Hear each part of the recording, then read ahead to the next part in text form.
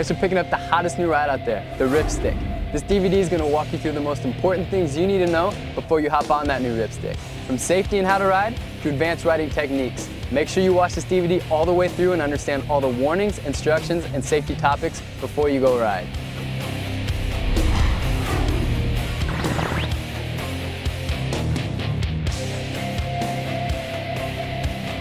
Okay, so you just got your first RipStik. Now the wheels on the bottom are attached to casters. Like all wheeled sports, casterboard riding can be a very dangerous activity, so pay close attention to all warnings and cautions. First off, always wear your safety gear. Knee pads, elbow pads, wrist guards, a helmet. You also want to make sure you're wearing a good pair of sneakers with a rubber sole. Avoid water, speed bumps, sand, and cracks. Basically, like inline skating or skateboarding, you want to ride on a nice smooth surface.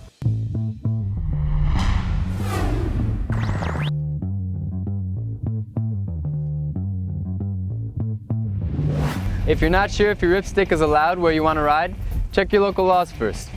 Your RipStik has a slightly larger kicktail than its nose, so make sure you're always riding in a forward direction.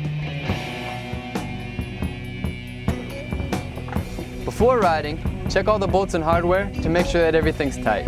Your wheels do wear depending on how much riding you do, so keep an eye on them and replace them when they get worn.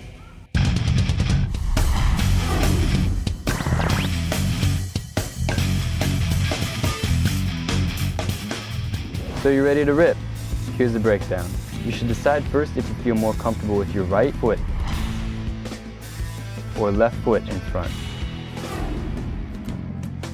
Place the RipStik on the ground facing forward and let it rest on its side so that it's leaning towards you.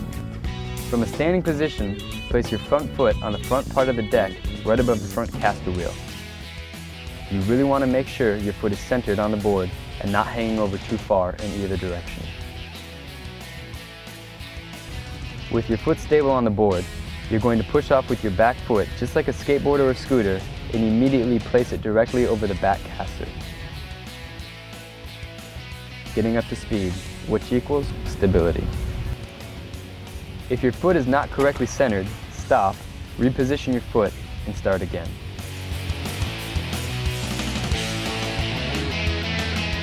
Now comes the fun part. The RipStik doesn't need you to keep pushing to maintain momentum.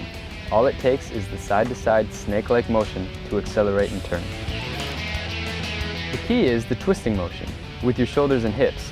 Use your hips to really get it going.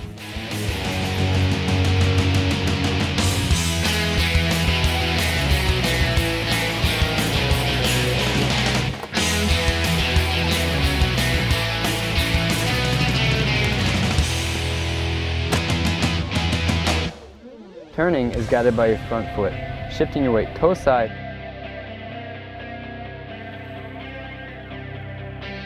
or heel side so you can turn into the direction you want to go.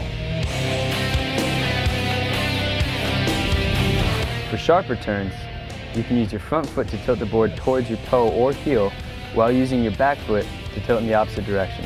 This will allow you to make super tight turns on a dime. When you're ready to stop, just bring the RipStik into a smooth, controlled 90-degree turn and gently step off. The RipStik is self-propelled, which means you can cruise up a hill with it or just kick back and carve on a nice downhill ride. And just remember, you don't want to take on any hills until you've mastered control of the RipStik. And there you have it, the A through Z is on riding your new RipStik. There's more details on safety in the owner's manual, so check that out too. But for now, just remember, always wear your pads and helmet, always ride in a safe, controlled environment, and have fun rolling on your new RipStik.